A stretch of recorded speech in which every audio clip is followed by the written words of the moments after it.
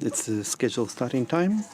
We'd now like to start the symposium organized by Renewable Energy Institute, titled Building Houses Towards the Decarbonization, a synergy between energy efficiency and renewable energy. To begin with, I'd like to call upon Mr. Teruyuki Ono, Executive Director of Renewable Energy Institute, to say opening remarks. Thank you for the introduction. I am the DG Ono. Thank you. I'm delighted to see this big attendance. Today it is Green Energy Symposium. At REI, we organize symposium workshops for a few times every year. Energy efficiency has been the major topic for the first time in our activities at REI. It is not that we underestimate the role of efficiency. 3 years ago, in February 2015, we have made a proposal of switching to renewables.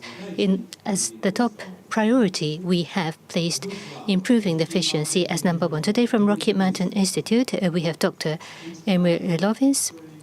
From IBEC, we have Chairman Shuzo Murakami, Professor Tanabe of Waseda University. We have experts, the top experts, not only in Japan, but across the world in terms of improving efficiency. We are delighted to have all these top speakers. Towards 2050 or earlier, we shall have to decarbonize across the world. According to the report of IRENA, the required emission reduction, 94%, can be done by improvement and by the introduction of renewables, according to the estimate. According to IEA, they also have similar estimates. The subtitle today is Energy Efficient Improvement and its Synergy with Renewables. Today, we have members from the construction and the building area who are not our regular audiences. So towards energy efficient improvement and for renewables, I hope that this event will be a bridge to connect all the people from the different background. Once again, thank you very much for coming.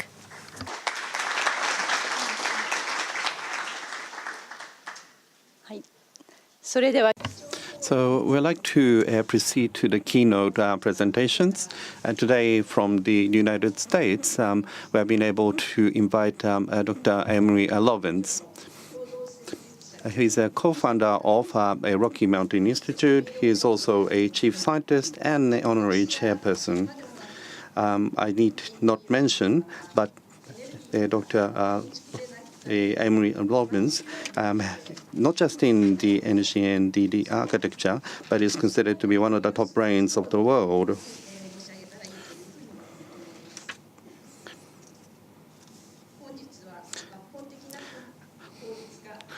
Today, he will make a presentation titled Integrative Design for Radical Efficiency at Lower Cost. So without further ado, Dr. Emery Lovins, the floor is yours. Thank you very much. And sketching how designing buildings as whole systems for multiple benefits, not as isolated parts for single benefits, can save most of their energy and can often reduce their construction cost. My sensei of a half-century ago, the inventor Edwin Land, founder of Polaroid, said any problem can be solved as long as it is stated properly. He said, every creative act is a sudden cessation of stupidity. And he said, people who seem to have had a new idea have often just stopped having an old idea. And that, of course, is the hard part. We need to cultivate beginner's mind, original mind, child mind, and open ourselves to new ideas by letting go of all assumptions and preconceptions, like the Zen monk Nanin pouring tea for his opinionated visitor. To learn the Zen of integrative design, we must first empty our cup. In that spirit, to rearrange our mental furniture, let's start with a little mental calisthenic that I learned from the late Caltech engineer Paul McCready.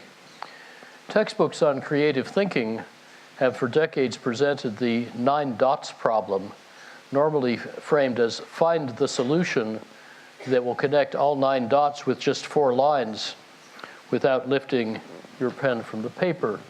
So you're supposed to think 1, 2, 3, 4, 5, that doesn't work.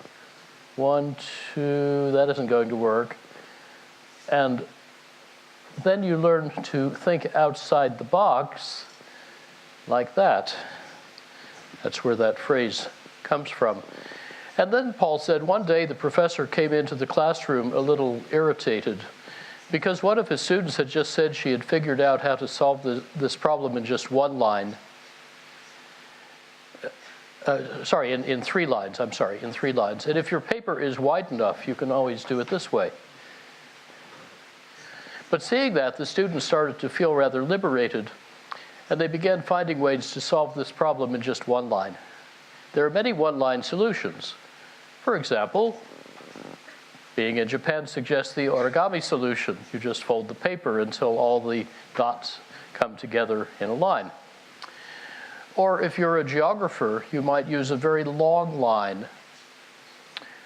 Or if you're a mechanical engineer, a tool-using animal, you might want to pick up a tool called a scissors. There was no rule against cutting out the dots.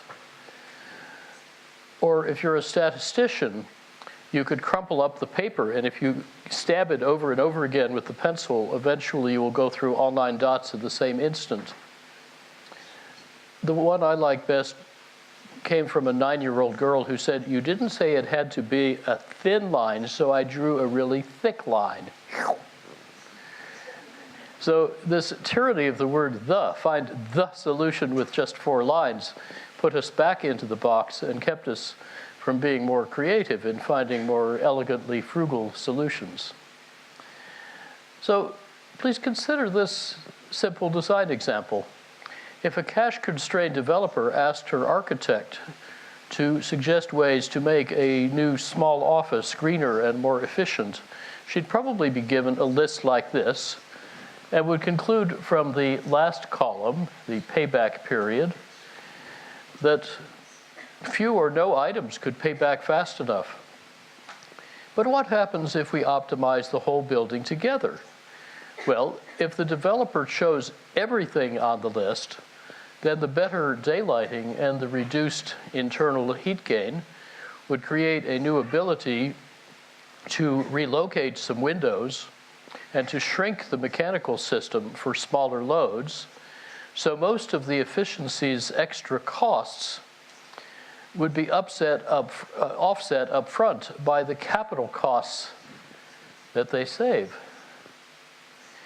And the net cost, just over $4,000, would pay back in 1 year more quickly than any of the measures separately. We've helped design more than 1,000 buildings applying this principle, such as this bigger office in cold Grand Forks, North Dakota. Smaller HVAC equipment more than pays up front for all the efficiency that shrinks that equipment. So this far more efficient building costs less to construct, even though each measure by itself would not pay back nearly so quickly. Indeed, integrative design exploits many benefits from each expenditure. More on that later. My wife Judy and I live here, 2,200 meters up in the Colorado Rocky Mountains near Aspen, where temperatures used to dip as low as minus 44 Celsius. But our house does no combustion. That's so 20th century. Super insulation, ventilation, heat recovery, and super windows that insulate like 16 to 22 sheets of glass, but look like 2 and cost less than 3, make this 99% passive solar heated, 1% active solar. Eliminating the heating system, more than paid upfront for the efficiency that displaced the heating system.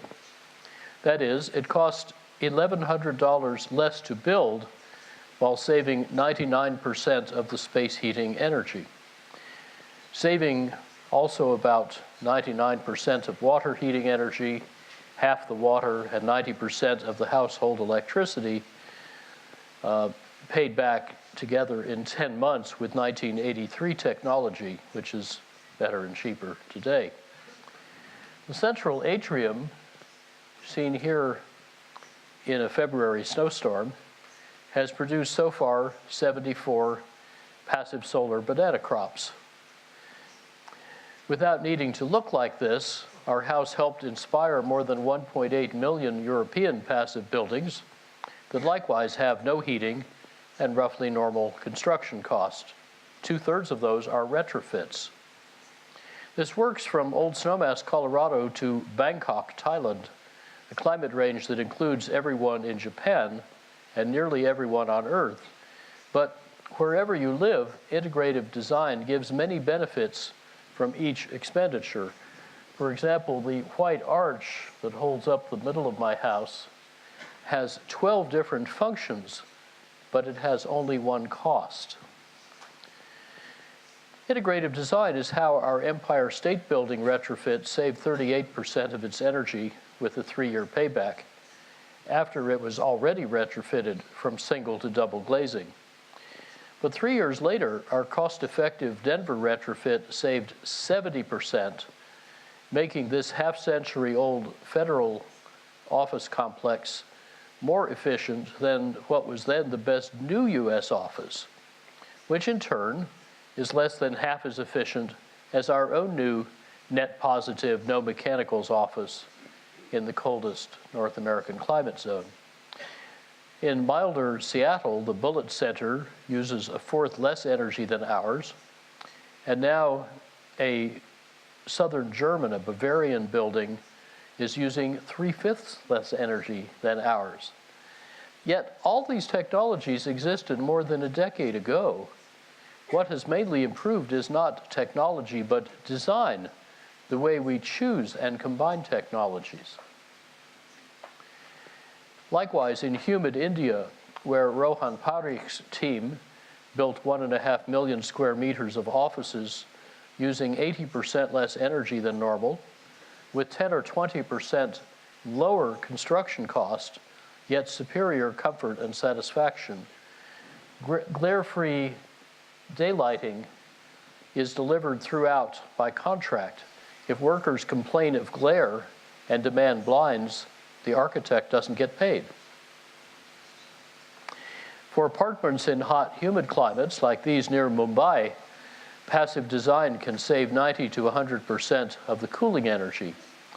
These were popular in the Indian monsoon.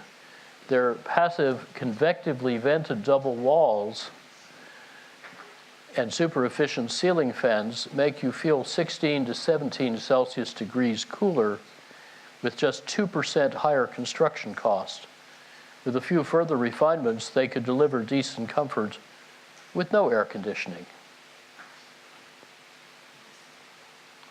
The state-of-the-art evolved in Germany by Dr. Ingenieur Wolfgang Feist, Passive House Institute, and the many organizations it spawned, including its American counterpart, the Affordable Comfort Institute, has greatly progressed. The best cost-effective retrofits, like the North German examples at the upper right, are now 12 to 17 times more efficient than the post-war German norm at the upper left. And making the entire building stock that good will occupy Germany's skilled builders for the next 2 generations. A cheaper approach using less craft labor by putting an industrialized, pre-built tea cozy around the house is now retrofitting some European houses to net zero standard and streamlining their finance and soft costs. That is getting cheap enough to finance entirely from saved energy with no subsidy, while extending building life and improving amenity, health, and value. The whole retrofit package has even been demonstrated to be installable in a single day while you are at work. The Intergovernmental Panel on Climate Change reported 4 years ago that high savings European building, new builds on the left and retrofits on the right, saved energy without significantly higher unit cost, up to and above 90% savings across a wide range of climates. In principle, competitive practices should yield broadly similar results in Japan. Looking ahead, Germany's strategy for decarbonizing its building stock by 2050 through deep retrofit and passive house level new builds finds much lower total cost of ownership than continuing to run and fix buildings incrementally. The analysis also confirms that deep retrofits have about the same life cycle cost as shallow retrofits, rather than a much higher cost as economic theorists assume. I mentioned that our integrative retrofit design saved 2/5 of the Empire State Building's energy. How? Well, first, its 6,514 windows were remanufactured on site into super windows that pass light but block heat, plus better lights, office equipment, air handling units, and so on, all reducing the peak cooling load by 1/3. Then renovating smaller chillers instead of adding bigger chillers saved $17 million of capital cost, paying for both of those improvements and cutting the payback time to 3 years, or less than 1 year if we had counted non-energy benefits to the owner or the tenants. Without super windows, a simple retrofit of Rome's head office, Kyoto Ekidi, saved even more, 44%, with a 2-year payback. 6 years later, Takanaka's deep retrofit, which we will hear about later from Takai-san, of its 55-person Higashi Kanto office in Shibashi, saved 71% in a 2-story building similar in size to more than 4/5 of Japan's stock of office buildings. Its photovoltaics produce more electricity than the building uses, an encouraging national archetype. And super windows could even eliminate its small remaining heating load. In California, all new commercial buildings must be net zero or net positive energy starting in 2020, and all new houses starting 2030. Even 6 years ago, when solar power was far more expensive than it is now, it completely powered this new office with 2/3 fewer solar panels than normal, because careful specification of office equipment and other non-lighting, non-HVAC loads saved 58% of the energy that a normal Energy Star standard list would have used, with the same cost and with uncompromised performance. In Japan, not only is rooftop solar power generally cheaper than grid power, but it can also be far more reliable and can even work if storms or earthquakes destroy the grid. Retrofit savings can get much bigger and cheaper if they are right-timed to coordinate with routine renewals of facade and mechanicals. In 1994, a 20-year-old office tower near Chicago, which is like Hokkaido in winter and Kanto in summer, suffered routine failures of the glazing seals, so it needed a new curtain wall. We showed that reglazing, not with what was already there, but with super windows, plus the usual other improvements, could cut the peak cooling load by 3/4. The better glazings would let in 6 times more light, 10% less unwanted heat, and several-fold less noise. They would cost an extra $8.4 per square meter of glass. We would also retrofit deep daylighting, efficient lights, whose dimming and occupancy sensors trimmed their use to 3 watts per square meter, power-managed plug loads drawing 2 watts per square meter. But then the HVAC system, which also needed renovation for age and CFCs, could be replaced with a new one, 3.8 times more efficient, more on that later, but 4 times smaller. And that could save more capital than all the improvements cost, saving, therefore, 3/4 of the energy with a tiny net investment and a roughly minus 5 months payback compared to the routine renovation that saves nothing. Oh, by the way, they didn't do it. An interesting story in how each of the 24 parties in the commercial real estate value chain offers an efficiency business opportunity, but each can be a showstopper. So implementation takes relentless patience and meticulous attention to detail. Nonetheless, the cases and portfolio tools we've posted at retrofitdepot.org can help achieve this right timing. We will need several decades anyway to retrofit the national building stock, so we may as well schedule it in coordination with other major building events. That can wonderfully deepen the savings and improve the economics. But success requires that we do the right things in the right order. For example, most lighting retrofitters start by installing higher efficacy light sources and better controls. But the Illuminating Engineering Society's Handbook of Fundamentals rightly tells us first to improve the visual quality of the task, then the geometry and cavity reflectance of the space, then the lighting quality, cutting, veiling reflections and discomfort glare, then optimize illuminance, then harvest and distribute natural light, and only then optimize the luminaires and the controls maintenance and aesthetic and training. So this sequence can often save an order of magnitude, roughly tenfold more energy, with better visual performance and better aesthetics. Most retrofitters proceed in reverse order, worst buys first, so the luminaires do not become fewer and the illumination does not become better. Similar logic applies to keeping cool. I once asked my hostess in Japan why she didn't heat her house, and very sensibly she replied, "Why should I? Is the house cold?" People have nervous systems and comfort sensations, but buildings do not. So we should keep people comfortable, not buildings. Therefore, our no HVAC office delivers task comfort, like task lighting. It keeps you cool in 11 ways and warm in 10 ways, none of which blows hot or cold air at you.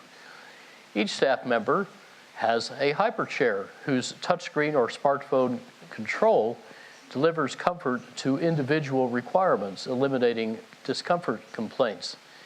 The hyperchair's 3 1.2-watt computer fans and 2 7-watt electric car seat heaters are powered by a laptop battery.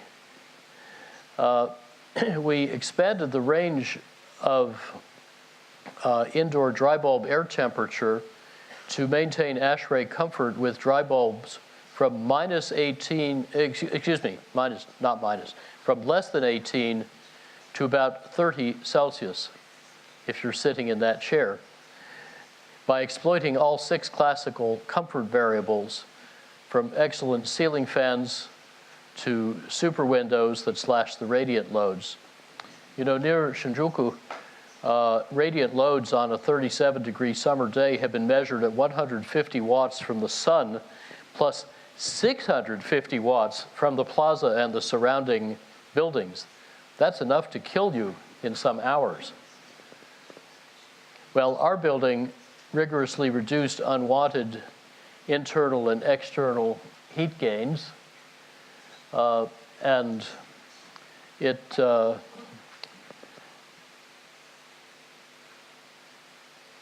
recovered 93% of the ventilation heat or cool. Our building is nearly twice as airtight as a passive house. It's super insulated. It's passively cooled by active exterior shading and natural ventilation, including automated night flush to cool phase change walls. We therefore did not need such other passive options as ground coupling, groundwater coupling, geothermal heat pipes, a seasonal storage ice pond, or a selective radiator that rejects infrared to the sky. In 2007, Saito Takeo-sensei at Tohoku University measured decollectors that even in a Kansai climate passively sustain less than 10 Celsius all summer. They cool a stratified storage tank linked by a cheap 600 electric watt heat pump to another tank to achieve COP around 10 and chill his house only at the night tariff, reducing costs 16 times versus the normal daytime refrigeration. And in Sendai, his home energy bill was about 8,000 yen a month versus the normal 60,000 yen. Back to our building, we also did not need active non-refrigerative cooling, evaporative, desiccant, absorption, and other combinations that can yield over 100 units of cooling per unit of electricity. Let alone did we need refrigerative cooling, whose efficiency we could triple. I'll tell you how later. Nor did we need fancy storage and controls. In no climate on Earth do you actually need to go beyond step number 4 to refrigerative cooling. Even in humid climates, this comprehensive approach can save about 90 to 100% of cooling energy with better comfort, lower capital cost, and higher uptime. If, nonetheless, you do have a big water-cooled centrifugal chiller system, here's how Lieglok in Singapore triples its efficiency with lower capital cost and better comfort. His end-to-end system COP at the Singapore Design Hour is 6.8 with or 5.98 without dual chilled water temperature. Notice the roughly tenfold savings in the supply fan, the chilled water and condenser water pumping loops, and the cooling towers by redesigning components, including pipes and ducts, to minimize friction and optimize performance. There is one trick in the system design, namely rethinking cooling coils. Mr. Lee's design corrects Willis Carrier's 1921 misinterpretation of his lab data. He thought that airflow through a cooling coil was turbulent and the water condensed in a film. But the late Professor Sam Luxton in Adelaide found experimentally that actually the airflow is laminar and the condensation is dropwise in little droplets. So turning the usual deep, dense coil around sideways to make a shallow, sparse coil, and then blowing the air through it at less than 1 meter per second with 1/4 the face velocity, preserves those droplets and their precious surface area. This increases dehumidification by 29% per unit of sensible cooling. It reduces the airside pressure drop by 95%, and it shrinks the evaporator load and the entire cooling system. Capital cost goes down, comfort improves, and you get full comfort over the entire turndown range. And when you're moving air or water around your buildings, remember that fat, short, straight pipes and ducts, rather than the usual thin, long, crooked pipes and ducts, can save about 80 or 90% of friction. 97% in some recent piping in my own house, while shrinking the pumps and fans and motors, so the capital cost goes down. This would save roughly half the world's coal-fired electricity with extremely juicy financial returns.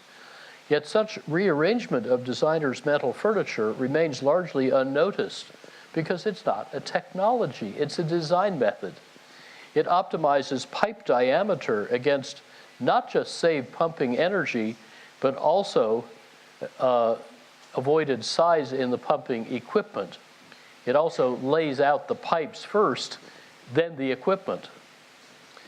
When Peter Rumsey retrofitted such layout into the condenser water pumping loop at the Oakland Museum, he cut the pumping energy by 3/4 with a 2 or 3 month payback and eliminated 15 pumps that will never again waste energy and maintenance costs. And when he repiped the chilled water loop and added variable frequency drives, he doubled the flow and saved 85% of the energy. Normally, we pipe cooling tower water back to the condenser like this. But if we lay it out this way instead, as Peter Rumsey does, everything gets better. Why don't we do it that way? Force of habit. So what does such savings mean for the electricity that is 3/5 used in motors, half of which runs pumps and fans? Well, from the coal burned at the power plant to the end use, many successive losses compound, so only 1/10 of the fuel energy comes out the pipe as flow. But if we turn those compounding losses around backwards from right to left, they become compounding savings, and every unit of flow or friction we save in the pipe saves 10 units of fuel, cost, pollution, and climate change back at the power plant. And as you go back upstream, the components like motors and inverters get much smaller and cheaper. No doubt you already use efficient motors, often with variable speed drive. But adding 33 further improvements to the motor system in the right order can save about 3 times more electricity at roughly 80% lower cost per kilowatt hour saved. The same logic applies, and I won't go through it in detail here, to a new data center where starting the savings downstream multiplies back to roughly 100-fold saving potential upstream. And the last data center design we did, our partner EDS said that had our recommendations they agreed with all been adopted, we would have saved about 95% of the energy and half the capital cost. In fact, the ultra-conservative client rejected most of our recommendations, so we could only triple the efficiency at the same capital cost. So what do all these examples teach? Start with the end-use effect you intend. Optimize buildings as whole systems, not as a bunch of components. So the key to lower construction cost is often to use expensive windows. In particular, pay for the efficiency, largely or wholly or more, through the HVAC shrinkage it causes. Coat the most capital cost by saving from downstream to upstream, starting at the end use, and optimize the sequence and timing of design steps. And to make all this happen, pay your design professionals for what they save, not for what they spend. At a more fundamental level, we first ask if the project is really needed. Then, in Ono Sensei's classic way, we try to reduce muda, buri, mura to 0. Then, when designing what is left, we put demand before supply, downstream before upstream, application before equipment, people before hardware, passive before active, quality before quantity. So to conclude, combining all the techniques I've mentioned plus some others, this chart benchmarks technical efficiency for big new offices in a Kanto or Kansai climate. The measured results from Rohan Parikh's Infosys offices are in red. Before that, in green, is our own building in Colorado, not yet fully commissioned.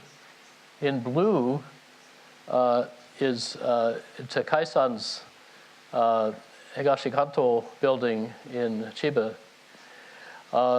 And then the best, so that's the best recent Japanese practice we know. And then best US practice in white compared with US and Japanese better and normal practice.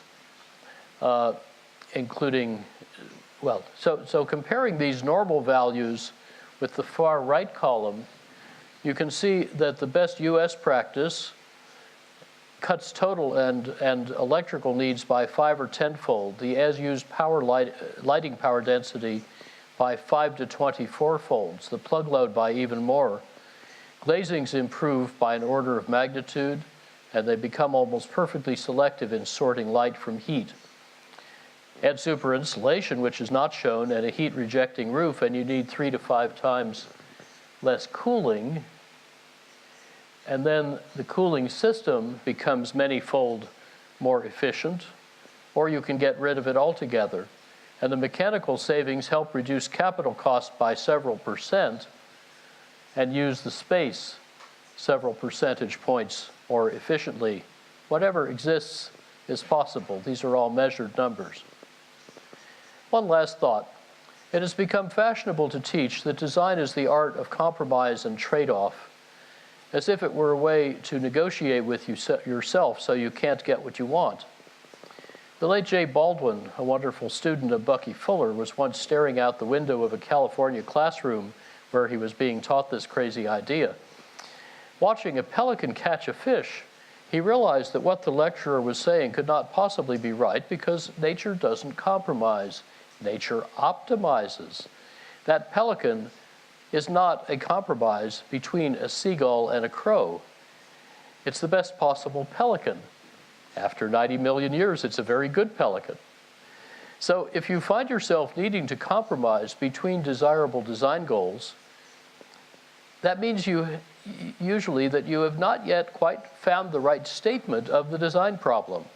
Keep at it, you'll get there. And you'll know when that happens, because suddenly the solution will be self-evident. And you'll find such integrative design more lucrative, more professionally fulfilling, and a lot more fun. Thank you. ご清聴誠にありがとうございました。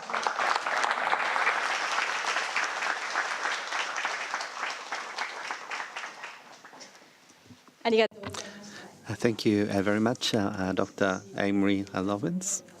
Yes, we'll recall your presentation by looking at the pelicans. And after listening to the talks of the Professor Lovins, we often think, why cannot we think in a simple way like this? So Japan is like this, and so we have to do that. Or my organization is like this, so often you give excuses in your thoughts. But we need to be more sincere. Like a child resolving the dots will come up with a thick line. So the next is going to be the second keynote lecture,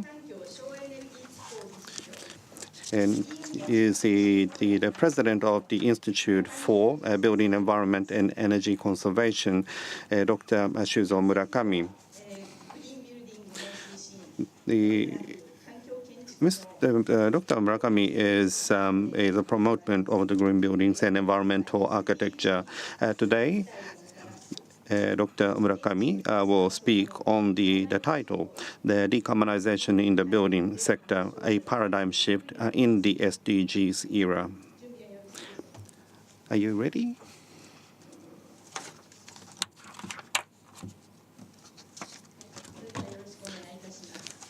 Thank you.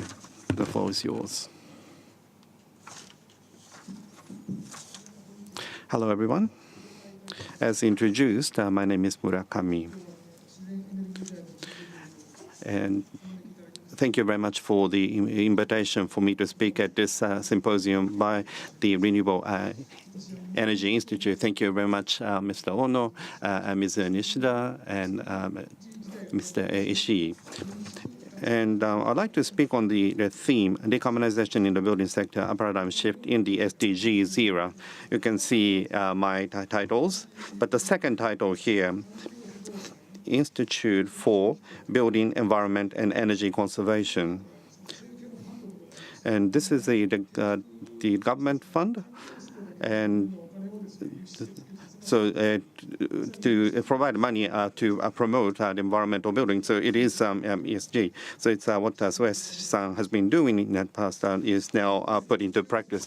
I would like to speak about 4 points. First, I would like to talk about the background of the paradigm shift, and I'll talk about what SDGs are. The third is the breakthrough of decarbonization through SDGs, and fourth is SDGs and the environmental, the real estate. So I might have to rush through my presentation, but please bear with me. The first the issue, and I want to point out 5 backgrounds to the paradigm shift in decarbonization in the building sector. First is the structure for agreement. 2 years ago at the General Assembly of the United Nations, all members came to an agreement, including the developing and the developed nations. And the SDGs have become the main stream in the international society. This was agreed quite smoothly without much confrontation, and this is what I felt. And the second is at COP21, with all changes in the tide. Until that time, as you're well aware, from the Kyoto Protocol timing, there was a confrontation between the developed nations and developing nations. I'm sure you felt that at the time as well. Related to the global environmental the issue, we were able to come to a collaborative the approach. And this was based on the agreement achieved in SDGs, which has enabled that. The third is adoption of the Paris Agreement. Many people were quite impressed that it went well. France, they did a good job in facilitation. But for me, 2 or 3 months prior to this, the agreement for the SDG structure played a significant part. International the framework like that, if you violate, you are penalized. But from that, we went to a global governance through a more voluntary goal setting. So the framework itself has changed. Specifically speaking, the presenting the goals will be complied with. So previously, you had to pay penalties if you did not comply. But on this occasion, it was an approach using voluntary effort, asking everyone to pledge. In the case of Japan, the construction industry saying that 40% by 2030 and by 2050 achieving 80% reduction. But the construction industry is likely to be 100%, and essentially saying we're going to make promises and work towards that. So the structure itself has changed in that way completely. The fourth of the 5 backgrounds, the breakthrough of decarbonization brought about by SDGs. And SDGs provide extensive framework and provides methods of unearthing various tasks and solving them. But for SDGs, it talks about integrated approach. I will share with you some examples, but I think we can refer to this as breakthrough of decarbonization, and we need to do this. The fifth is the support from the financial, the world towards environmental issues. So we have the PRI, PEI, ESG investment, SDG investment. So financial support has been provided to promote environmental real estate. So from the financial institutions, we're receiving a lot of support. We need to strongly recognize that there is a tailwind in this sense. And while the tailwind is strong, we need to make the effort. And so 1 to 5, this is the significant background that we should try decarbonization in the buildings and the construction. Next, I would like to talk about the SDGs. I will just touch upon the surface today, but when we talk about SDGs, there are 17 goals. That in itself is okay, but prior to that, there is the framework, and the official name is the 2030 agenda. As you can see here on point number 1, it's international goals for sustainable developments towards 2030. And this is something that apply universally to all countries and regions. And the third point is that it's a 3-tiered structure, which is goal, target, and indicator. And fourth is the monitoring evaluation of the progress. What SDG is good is that you set goals and you use indicators to measure so that we can understand the progress. And this is actually reported on annual basis to the United Nations and others. And this is what is quite strong about SDGs, and this is what is referred to as the SDGs, the wedding cake. So it's a 3-layer. So there are 17 goals. But if you actually list the 17 goals, often you don't know what needs to be done. The large scenario, it becomes not visible. And so you have the economic layer, the social layer, and the environmental layer, broadly speaking. And by having the different layers, we kind of put together the wedding cake. In the area of the environmental layer, we have the forest, the seas, the water and so forth, and the social education and so forth, environment, the natural resources cycling, and the others.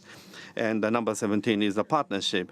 So we have this three-layered economy, social, and environment, the comprehensive perspective. And this is the pillar of the SDGs. This can be explained in various ways, but 17 goals. But just listing it in this way, you can see the objective of one SDGs. And the government, too, has come up with the 8 priorities. And the 5th is energy conservation, renewable energy, climate change countermeasures, and sound material cycle society. Amongst the major goals of the government, this is considered to be one of the important tasks. So the SDGs that deeply relate to buildings. Say, for example, goal 3 is healthy homes and promotion of healthy homes. So there is a close relation there. 4th is education, excellent school buildings for the next generation. Number 7, energy. This is energy saving itself. 8th is economic growth, environmental real estate, and ESG investment. Number 9, industry. Activation of buildings industry by innovation. And we are seeing innovation making progress in the construction industry. 11 is the town development for good living. And the 4th is responsibility to make and responsibility to use, climate action. 13, promotion of green buildings. Number 15, forest, encouragement of wooden buildings. 17, partnership, promotion of partnership connecting supplier side and user side. So in this way,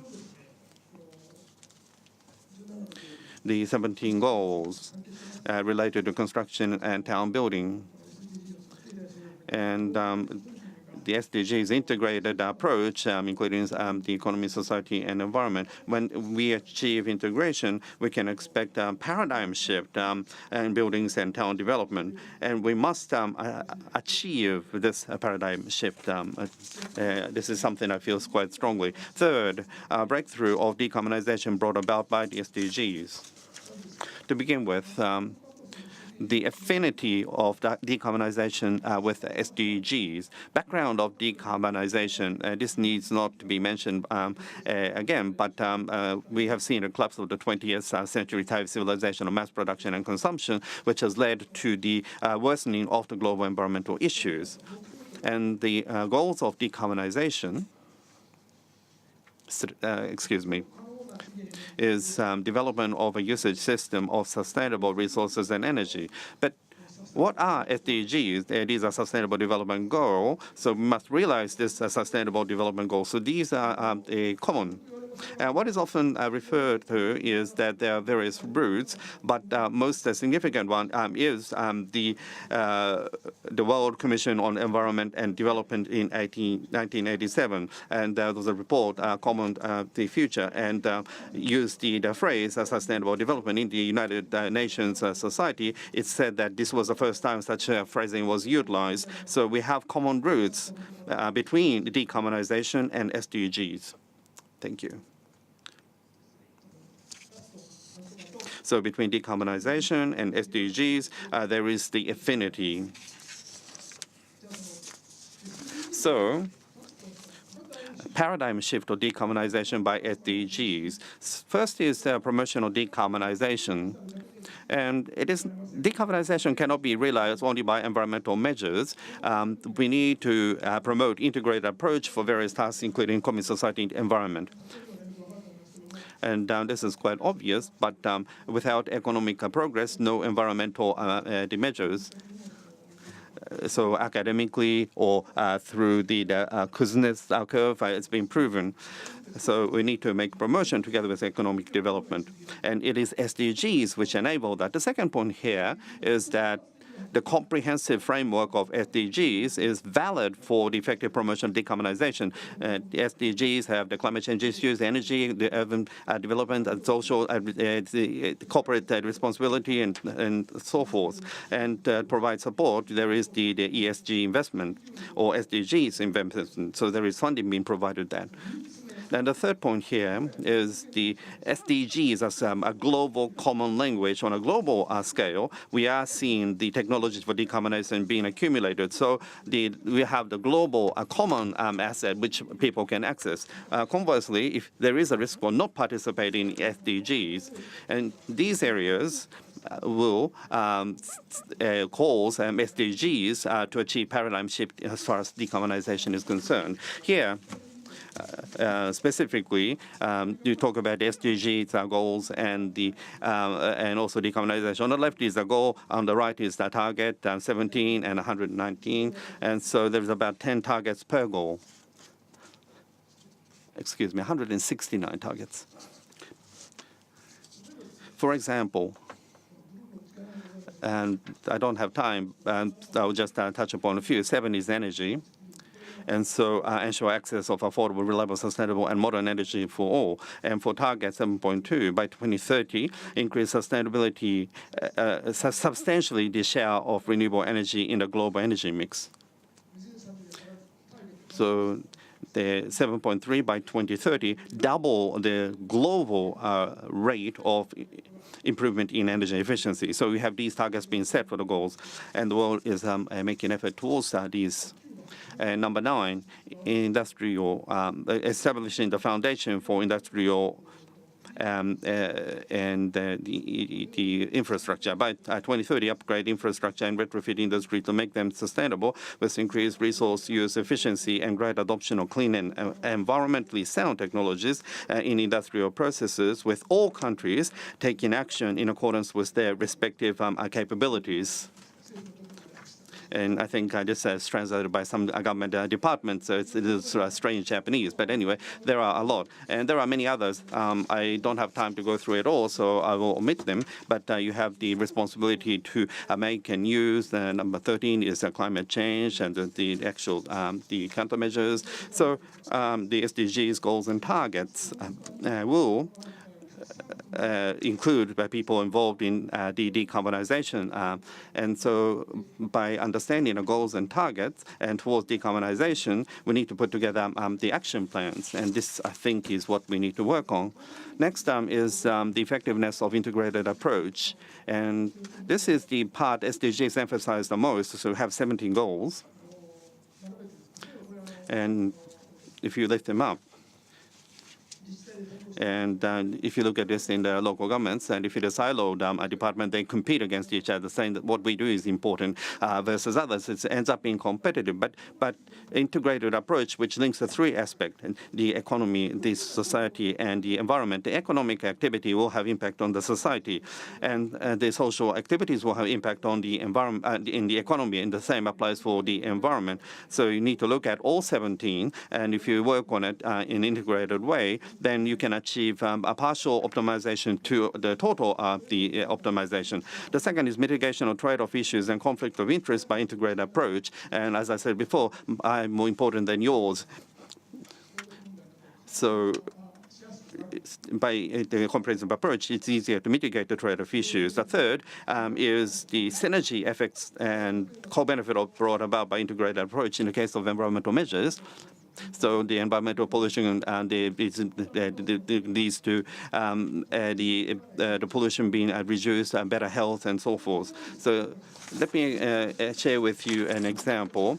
This is encouragement of wooden buildings. The wooden buildings is related quite significantly decarbonization.